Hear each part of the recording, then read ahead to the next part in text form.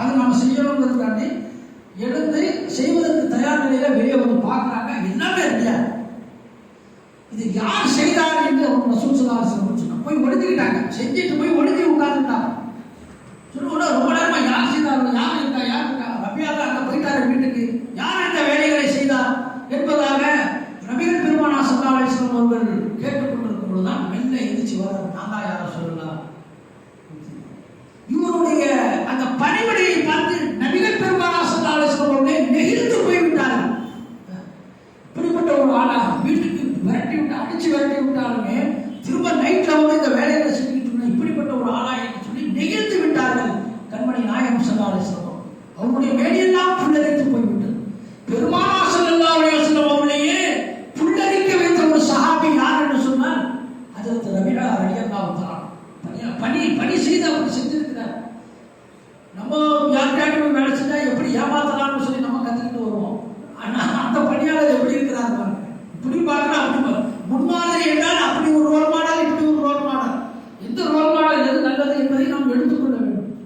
அப்போ அந்த அளவிற்கு நபிகள் பெருமானார் ஸல்லல்லாஹு அலைஹி வஸல்லம் அவர்கள் நெகிழ்ந்து போய் சல்லியா ரபியா, ரசூல் ஸல்லல்லாஹு அலைஹி வஸல்லம் கேட்கிறார், சல்லியா ரபியா, உனக்கு தேவையானதை கேளு ரபியா, நீ இவ்வளவு பணிவிடைகளை செய்து கொண்டிருக்கிறாய், எந்த எதிர்பார்ப்புமே இல்லாமல் இந்த வேலைகளை எல்லாம் செய்திருக்கிறாய்.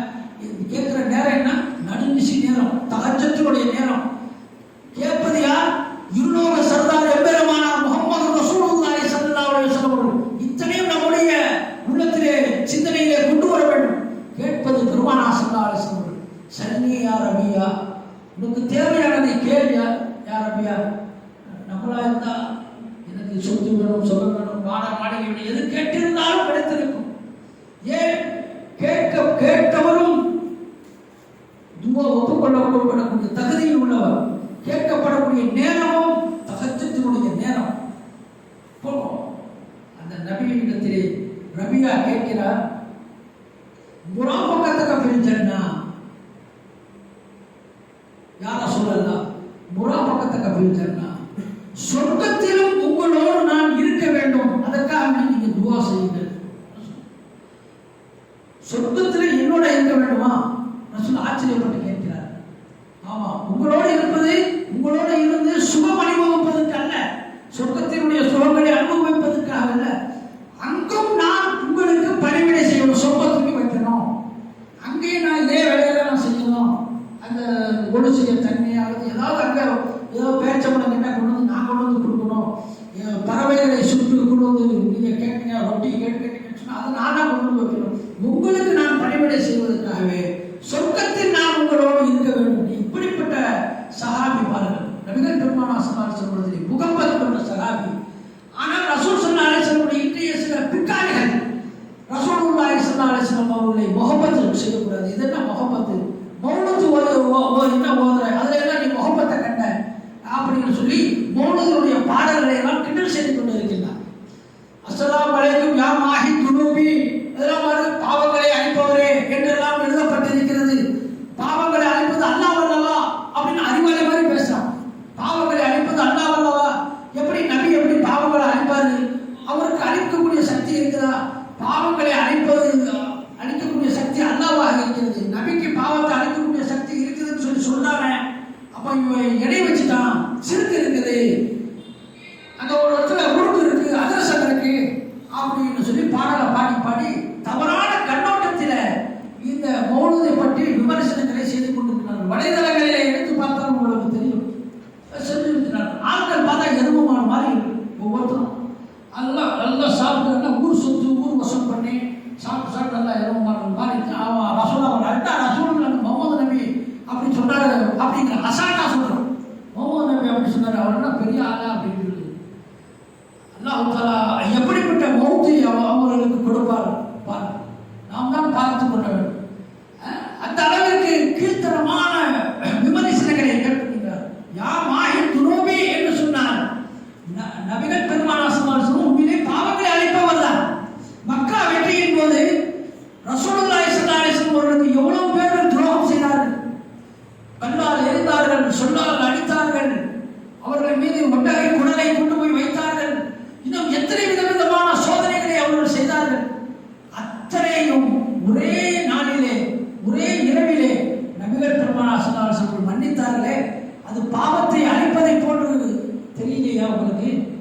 அவங்க ஒரு அடியானுக்கு செய்த பாவத்தை அடியான் மன்னிக்காத வரை அல்லாஹ் ஒருபோதும் மன்னிக்க மாட்டான். இந்த ஒரு ஹதீஸ் போதுமா?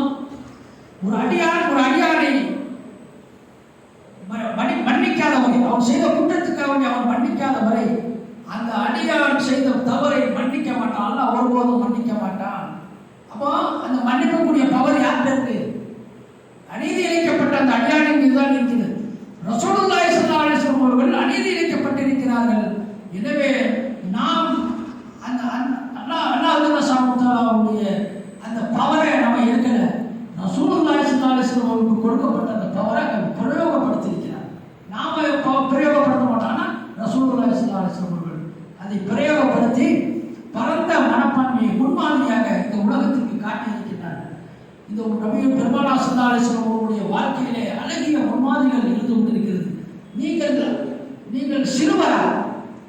நபி பெருமானார் ஸல்லல்லாஹு அலைஹி வஸல்லம் அன்னை ஹலிமாவுடைய பராமரிப்பிலே இந்த காலகட்டத்தில் அவர்கள் எப்படி நடந்து கொண்டார்கள் என்பதை நீங்கள் சற்று ஆராய்ந்து பாருங்கள்.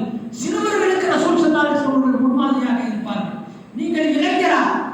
மதீனாவிலே மக்காவிலே நபிகள் பெருமானார் ஸல்லல்லாஹு அலைஹி வஸல்லம் அவர்கள் ஹிஸ்புல் முனூன் என்ற ஒரு சங்கத்தை ஆரம்பித்து சமூக நட்பணி சேவைகளை செய்தார்களே, அந்த இளைஞரை நீங்கள் முன்மாதிரியாக கொள்ளுங்கள். அவருடைய வாழ்க்கை வரலாறுகளை நீங்கள் பின்பற்றுங்கள்.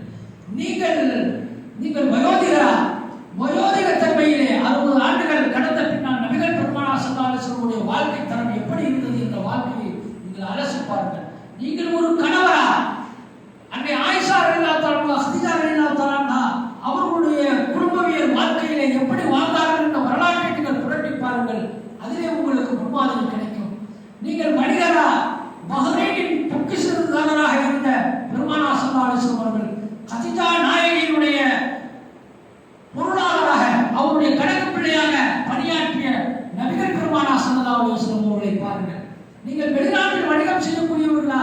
மிஸ்ர தேசத்திற்கு பெருமானார் ஸல்லல்லாஹு அலைஹி வஸல்லம் அவர்கள் பொருட்களை அனுப்பி வாணிபம் செய்யக்கூடிய அந்த வித்தையை நீங்கள் புரட்டி பார்த்தால் உங்களுக்கு வழிகாட்டுதல்கள் கிடைக்கும். இன்னும் நீங்கள் போர் வீரரா? பத்ர் உஹது களத்திலே நடந்து கொண்ட விதத்தை அந்த வரலாறுகளை நீங்கள் ஆராய்ந்து பாருங்கள். அதிலே உங்களுக்கு முன்மாதிரி கிடைக்கும். நீங்கள் வெற்றியாளரா? ரசூலுல்லாஹி ஸல்லல்லாஹு அலைஹி வஸல்லம் அவர்கள் பத்ரிலே உஹதிலே ஹந்தக்கிலே வெற்றி பெற்றவர்களாக திரும்பி வந்தார்களே, அவர்கள் எந்த ஆணவமும் கர்வமும் கொள்ளவில்லை. அந்த முன்மாதிரியை நீங்கள் பற்றி பிடித்துக் கொள்ளுங்கள். நீங்கள் பிள்ளைகளுக்கு தகப்பனா? ஃபாத்திமா ரலியல்லாஹு தஆலா, அன்னை ஜெய்னப் ரலியல்லாஹு தஆலா, இது போன்ற பெண் குழந்தைகளுக்கும் ஹாசிம், இப்ராஹிம் போன்ற ஆண் குழந்தைகளுக்கும் தந்தையாக இருந்து செயலாற்றிய பெருமானார் ஸல்லல்லாஹு அலைஹி வஸல்லம் அவர்களை பாருங்கள். அவருடைய வாழ்க்கையிலே நீங்கள் முன்மாதிரிகளை பெற்றுக் கொள்ளலாம். நீங்கள் நானாவாக இருக்கிறீர்களா? தாதாவாக இருக்கிறீர்களா? ஹசன், ஹுசைன், ஜெய்னுல் ஆபிதீன் போன்ற பேர குழந்தைகளின் பாட்டனாரை நீங்கள் எடுத்து பாருங்கள். பெருமானார் ஸல்லல்லாஹு அலைஹி வஸல்லம் வாழ்க்கையிலே முன்மாதிரிகள் கிடைத்துக் கொண்டிருக்கின்றது. இது போன்று ரசூலுல்லாஹி ஸல்லல்லாஹு அலைஹி வஸல்லம் அவர்களுடைய வாழ்க்கையை ஆய்வு செய்து பார்த்தார். எந்த துறையை எடுத்து பார்த்து கொண்டாலும் சரிதான், நபிகள் பெருமானார் ஸல்லல்லாஹு அலைஹி வஸல்லம் அவர்கள் அதிலே வெற்றி பெற்றவர்களாக இருந்தார். ரபியா ரலியல்லாஹு தஆலா அவர் போகணும்னு நுவதாக்க ரசூலுல்லாஹி ஸல்லல்லாஹு அலைஹி வஸல்லம் சொன்னார். வேற ஏதாவது கேளுங்க, சுத்தத்துல என்னோட இன்னும் பணிவிட செஞ்சு கேட்குங்க. நுவதாக்க இது வேற ஏதாவது கேளுங்க, யார் ரபியா என்று கேட்கிறார். அப்புறம் ரசூலுல்லாஹி ஸல்லல்லாஹு அலைஹி வஸல்லம் அவர்கள் எனக்கு அதுதான் வேணும், எனக்கு அந்த நுவதாக்க அதான் எனக்கு வேண்டும், எனக்கு வேற ஒன்றும் தேவையில்லை என்று சொன்னார்கள். அப்பொழுது இன்னி கத்தரத்தை சுஜூத், நீங்கள் சஜ்தாவை அதிகம் செய்து கொள்ளுங்கள், சொர்க்கத்தில் நீங்கள் என்னோடு இருப்பீர்கள் என்று ரபியா ரலியல்லாஹு தஆலா அவர்களுக்கு நபிகள் பெருமானார் ஸல்லல்லாஹு அலைஹி வஸல்லம் உபதேசித்தார். அப்போ அவங்க ரொம்ப பணிவிடை செஞ்சுக்கிட்டே இருந்தாங்க. இதை சொல்லிட்டு நிறைவு செய்யலாம். பணிவிடை செய்து கொண்டிருக்கும் பொழுது ரபியா ரலியல்லாஹு தஆலா அவர்களை பார்த்து ரசூலுல்லாஹி ஸல்லல்லாஹு அலைஹி வஸல்லம் சொன்னாங்க, நீங்கள் கல்யாணம் முடிக்கலையா? அப்படின்னு கல்யாணம் முடிக்கல அப்படின்னு சொன்னா, இல்லை யாரும் சொல்ல, கல்யாணம் முடிச்சா உங்களுக்கு யார் பணிவிடை செய்வார்? அவங்க அதே சிந்தனை, உங்களுக்கு யார் பணிவிடை செய்வார்கள்? அதை நான் பார்த்துக்கிறேன், நீ கல்யாணம் முடிச்சு நீ சந்தோஷமா வாழ வேண்டாமா? இல்லை, நான் சொல்றது நீ கேட்கிறேன் யாரும் சொல்ல, இந்த வீட்டில் போய் பெண்ணு கேளு, நான் கேட்கறேன்னு சொல்லி பெண்ணு கேளு, அவங்க பொண்ணு கொடுப்பாங்க அப்படின்னு. அப்போ இவர் போகும்பொழுது அவங்க பெண்ணு கொடுத்துடக்கூடாதுங்கிற நியத்தோடய போறாரு. யாரெல்லாம் பெண்ணு கொடுத்துடக்கூடாது, அவங்க இல்லை உனக்கெல்லாம் நான் தரமாட்டேன், என்ன வேலை வச்சு பார்க்குறேன் சொல்லிடணும், ரிஜெக்ட் பண்ணிடணும் அப்படின்னு சொல்லிட்டு அவங்களுடைய பெண்ணுடைய வீட்டுக்கு போனாரு. வீட்டு வாசலை கூட அடையவில்லை. வீட்டிலிருந்து சத்தம் கேட்கிறது. மர்ஹபம் மர்ஹபம் பி ரசூலுல்லாஹ்.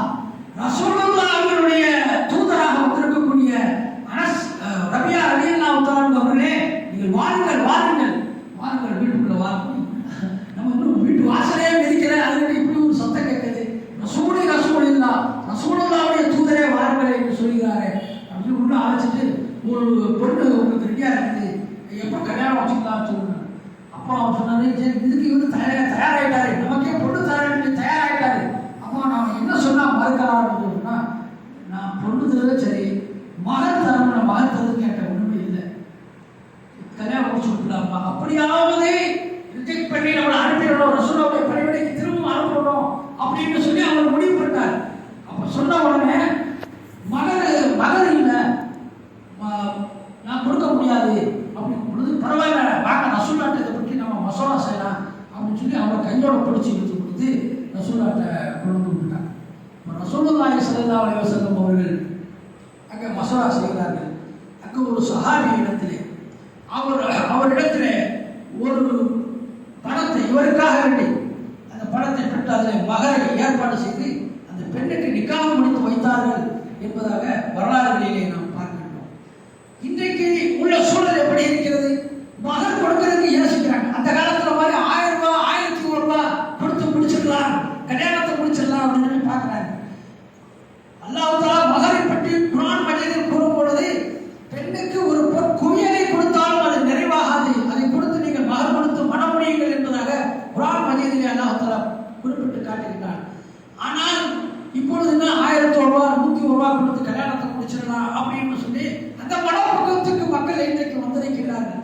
மார்க்கம் கட்டளையிடக்கூடிய விஷயங்களில் ஆர்வப்படாமல் மார்க்கம் சொல்லாத விஷயங்களிலே முழுமனதாக அவர்கள் செய்யக்கூடியவர்களாக இருக்கிறார்கள். ஆடம்பரங்களிலும் அழிச்சாட்டியங்களிலும் ஈடுபடக்கூடியவர்களாக இருக்கிறார்கள். எனவே இத்தகைய வாழ்க்கை நிலைகளில் நபிகள் பெருமானார் ஸல்லல்லாஹு அலைஹி வஸல்லம் அவர்களை முன்மாதிரியாக கொண்டு அழகிய முன்மாதிரிகளை நாம் ஏற்று இம்மையிலும் மறுமையிலும் அதன்படி வாழ்ந்து சிறப்பமாக இந்த நல்ல சந்தர்ப்பத்திலே கேட்டு விடைபெறுகிறேன். வாஹிரு தஅவானா அல்ஹம்துலில்லாஹி ரப்பில் ஆலமீன். அஸ்ஸலாமு அலைக்கும் வரஹ்மத்துல்லாஹி வபரகாத்துஹு. வாங்க திரும்பி ஒரே ஒரு கேள்வி கேட்கலாமா? ரசூலுல்லாஹ் அவருடைய பணியாளர்கள் என்று சொன்னேன், 2 பேர் பேரை சொன்னேன். அவங்க 2 பேர் பேரை சொல்லுங்க சார். அனஸ், இன்னொருத்தர் அபினவ். மாஷா அல்லாஹ். ஹாஜா நஜ்முதீன் ஹாஜார் அவர்கள் சொன்னார்கள், பள்ளிவாசலுடைய தலைவர் அவர்கள் அவருடைய செயலாளர்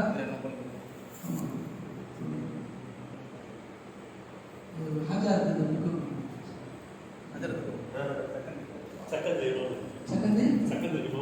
அப்படியா இருக்கிறார்.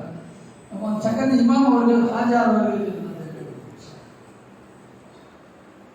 நாரே தக்பீர் நாரே தக்பீர் நாரே தக்பீர்.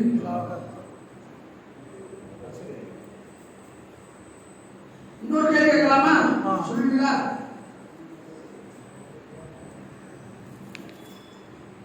நபிகள் பெருமானார் ஸல்லல்லாஹு அலைஹி வஸல்லம் அவர்கள்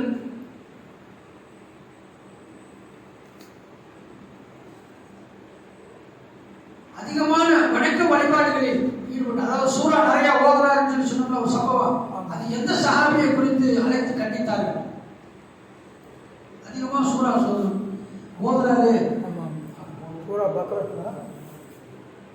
மௌனாவி இப்னு ஜபால், மௌனாவி இப்னு ஜபால் ரலியல்லாஹு தஆலா. மாஷா அல்லாஹ். நம்ம இமாம் அவர்கள் அவருக்கு ஒரு நூலை அனுப்பியிருக்காங்க, கியாமத் நாளின் பெயர்.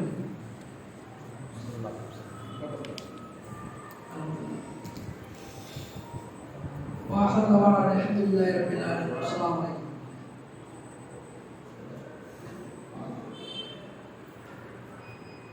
அல்ஹம்துலில்லாஹ். அல்லாஹ்வுடைய கிருபையை கொண்டு நூலாசிரியர் ஜனாப் அப்துல் சலாம் சுபைர் சையீத் ஏபி அவர்கள் நமக்கு முன்பதாக அருமையான முறையில் உரையாற்றினார்கள். இன்ஷா அல்லாஹ் அவர்களுக்கு நமது பள்ளியினுடைய துணைத் தலைவர் டாக்டர் ஹாஜி முகமது அஸ்கர் அவர்கள் இப்பொழுது பொன்னாடை போட்டியை கௌரவிப்பார். நாரே தக்பீர், நாரே தக்பீர், நாரே தக்பீர்.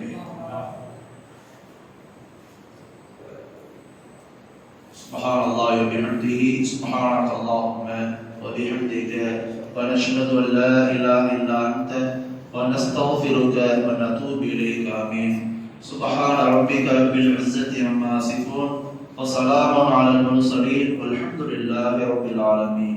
صلى الله على محمد صلى الله عليه وسلم.